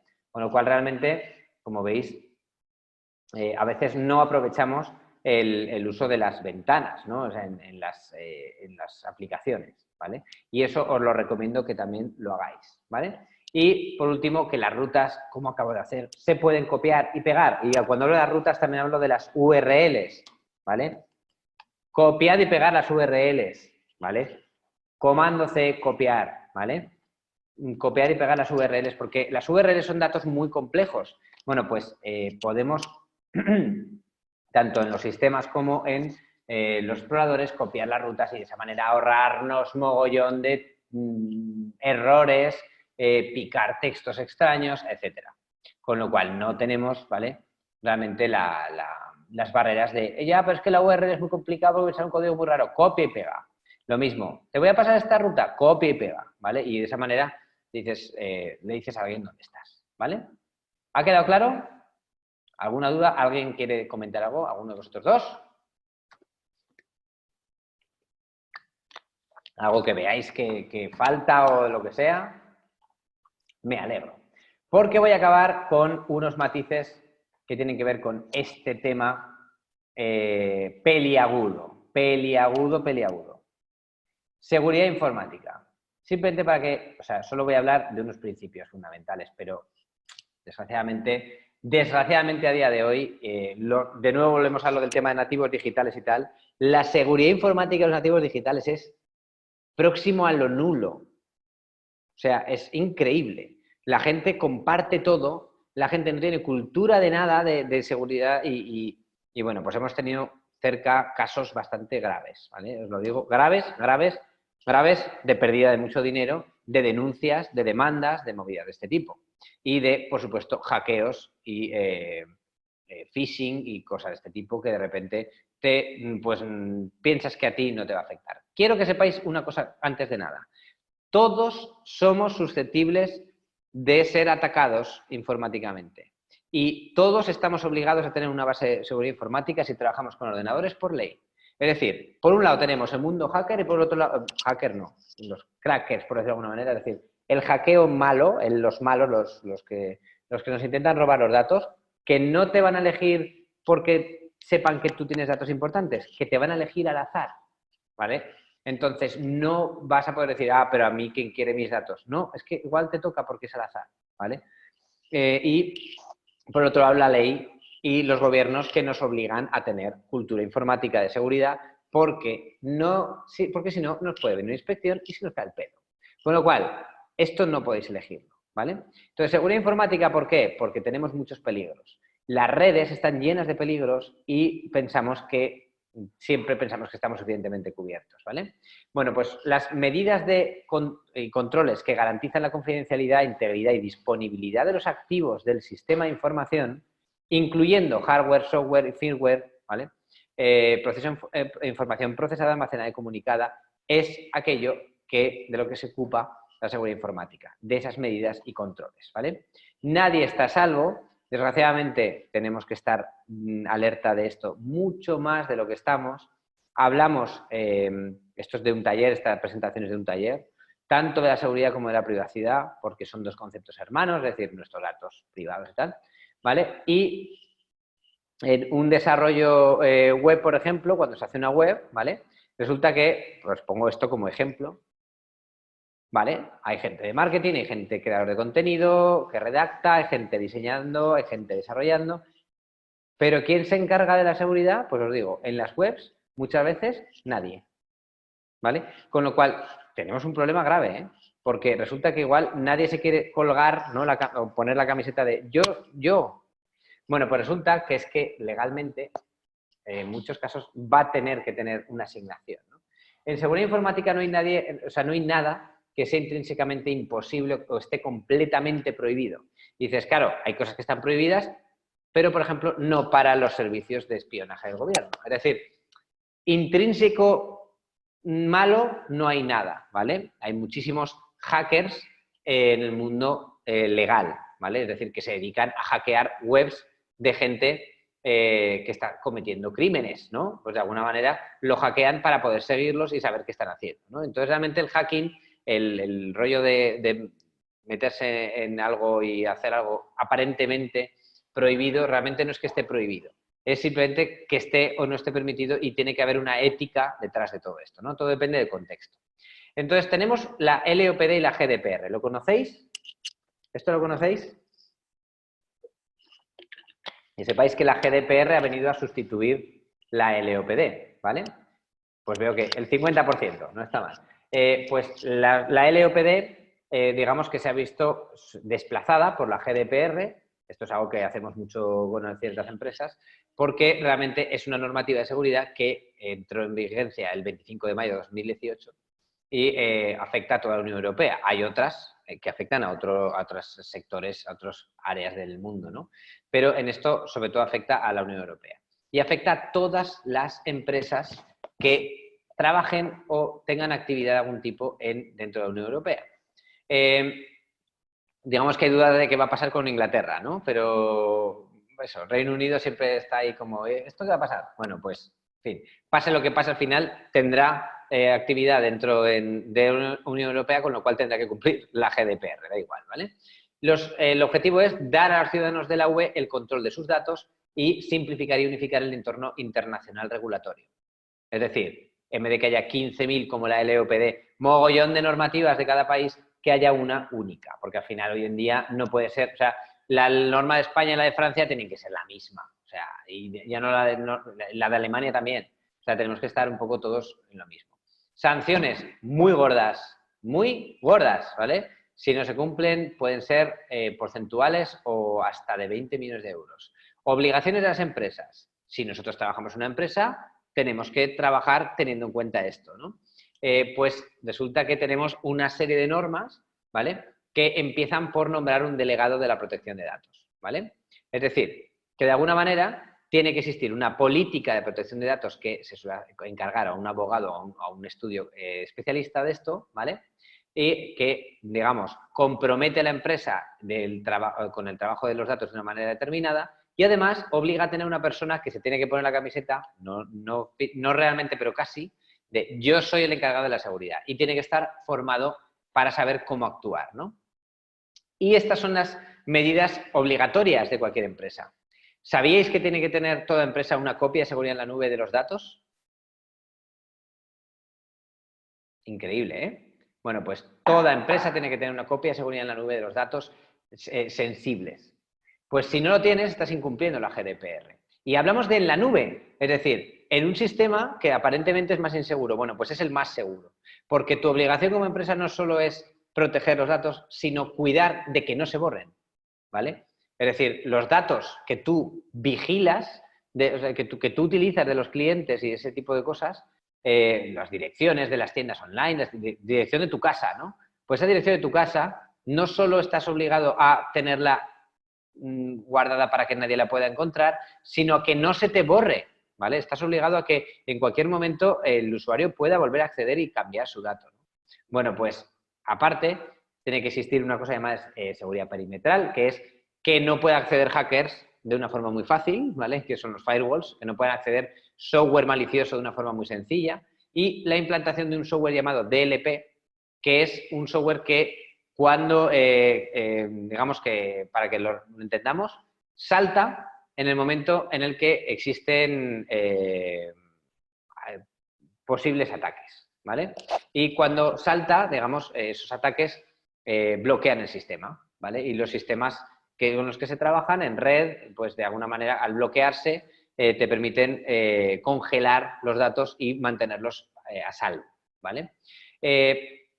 Esto es importante. La Agencia de Protección de Datos realiza controles a las compañías mediante inspecciones aleatorias. Es decir, no solo te puede caer el hacker que de repente abres el ordenador y te dice, tachan, la broma te va a costar 300 euros. Si quieres recuperar tus fotos, págame a esta dirección.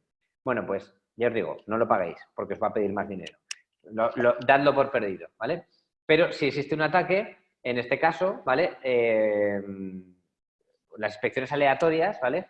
Sí, van a servir para pues, saber que está cumpliéndose todo, ¿vale? Porque en cualquier momento puede existir cualquier tipo de historia. Es decir, que te puede caer en cualquier momento por el lado legal y por el lado del mal, ¿no? Pero en el momento en el que existe un ataque y la empresa cumple la normativa y ha adoptado las medidas, no hay sanciones, ¿vale? Incluso existen seguros que cubrirían un poco las pérdidas, ¿no? Bueno, pues los peligros más habituales son la fuga de datos, el robo de información, el phishing y el ransomware, ¿vale? ¿Conocéis estos cuatro? ¿Conocéis alguno? ¿Hay alguno que no habéis oído nunca? ¿El cuatro no? Bueno, la fuga de datos es el más sencillo, ¿vale? ¿Vale? Ah, no es pregunta, vale. Pues la fuga de datos es simplemente pues que seas tan indiscreto que enseguida puedan ver un documento. Normalmente esto no tiene que ver con digital, pero puede ver con digital, ¿vale? Que por negligencia de la empresa pues te puedan, no sé, puedan coger por los datos de contacto de una persona en un papel o lo que sea, ¿no? Eso es la fuga de datos que puede tener 1000 millones de maneras. Luego el robo de información es mediante software muchas veces, pues que te roban una base de datos y se la quedan. Y normalmente no te enteras. Es decir, te roban todos los datos de contacto de tus clientes, ¿vale? Y pues te va a caer la multa sí o sí, a no ser que te hayas prevenido esto con las medidas adecuadas. El phishing es cuando tú entras en Facebook y de repente Facebook no es Facebook, pero tú no te enteras. Y pones tus datos, ¿vale? Y estás metiendo tu contraseña de Facebook y tu usuario a una web que parece Facebook, pero no lo es. Y cuando hablamos que parece Facebook, es que es exactamente igual que Facebook, ¿vale?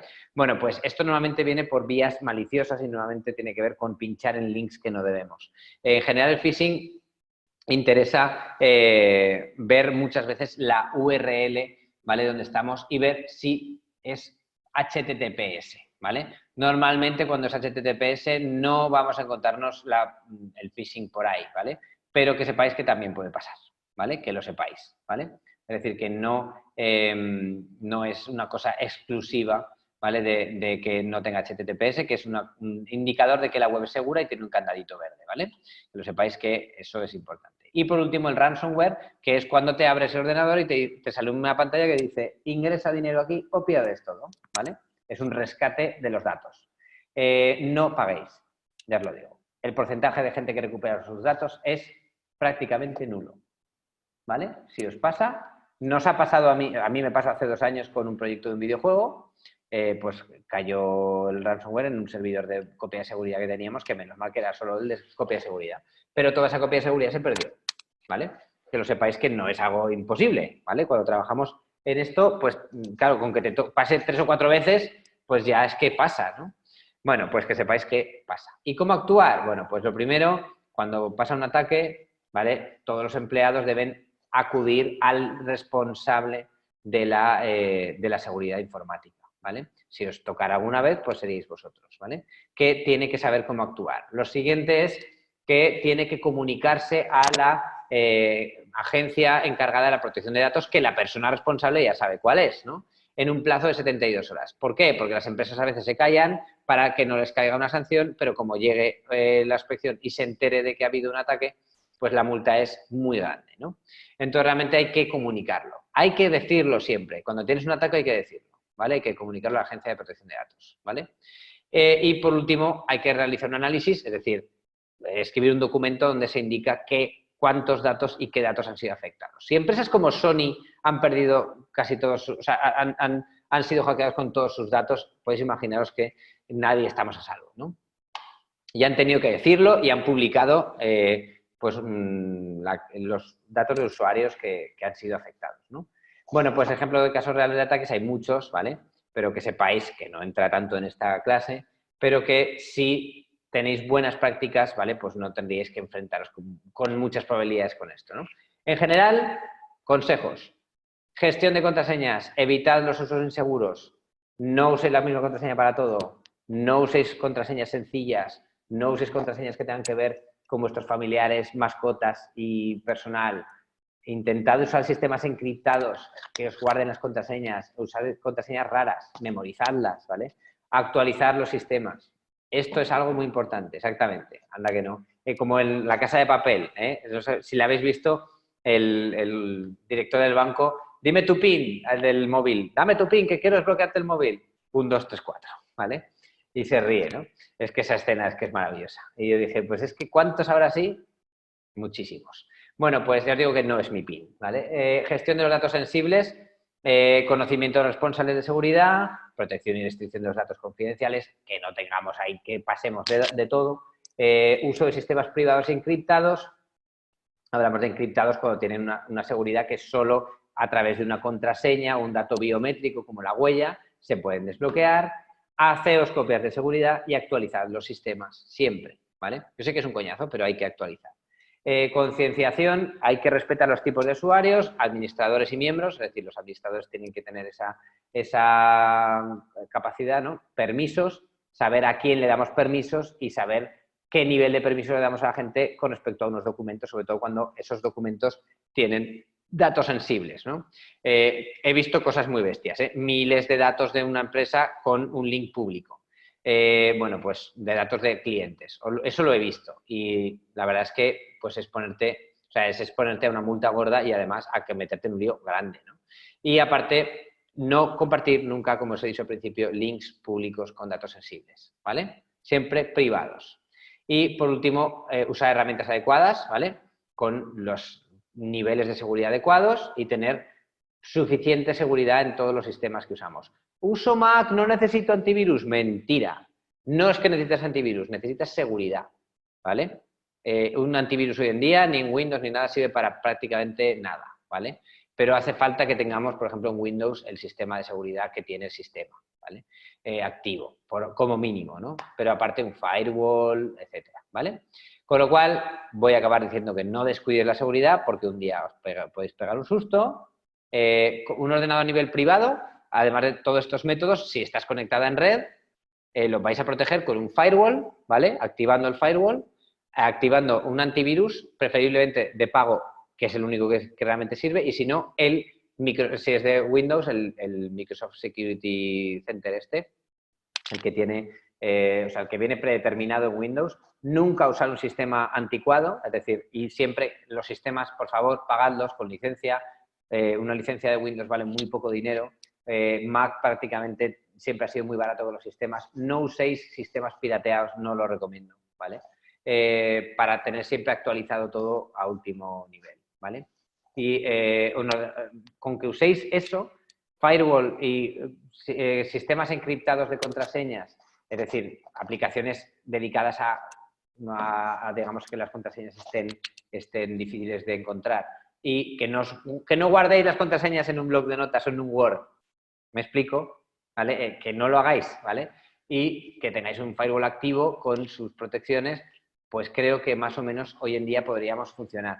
pero en el momento en el que estás trabajando en una empresa, además, necesitas un software DLP, ¿vale?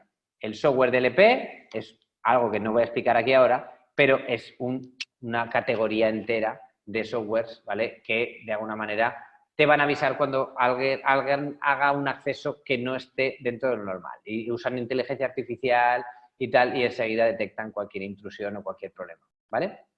Y con esto estaremos seguros, ¿vale? Y recuerdo que el mundo digital es el futuro, sabéis lo que dije el otro, he oído muchas veces, ¿vale? Y que eso de nada, del futuro nada, ya sabemos que nada. Esto es el presente y tenemos que hacernos mucho con ello. Pues me alegro, José, que te haya gustado. Ha sido una pena que haya estado menos gente. Ya me esperaba poca gente hoy, pero esperaba que algo más. Y nos vemos ya no en la segunda parte, ya hemos terminado con esto. Os recuerdo que estamos en Netformación para cualquier cosa, ¿vale?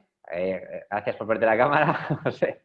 Y que cualquier cosa pues nos podéis escribir, decirnos algo y tal, ¿vale? Y gracias a ti, Ele, ¿vale? Y pues nada, cualquier cosa ya sabéis dónde estoy. Mi seudónimo es Antiestudio Everywhere y mi empresa Polygonal Factory. Trabajamos aquí en Netformación, ¿vale? Y os esperamos ya pues empezamos ya el curso a lo bestia, con lo cual no sé cómo irá el tema de los webinars ahora. Supongo que bajaremos un poco el nivel si es que hacemos. Así que nada, cualquier cosa, ¿vale? Ya sabéis dónde estamos. Un saludo. Hasta luego. Chao. Gracias, L. Hasta luego, José. Chao, chao.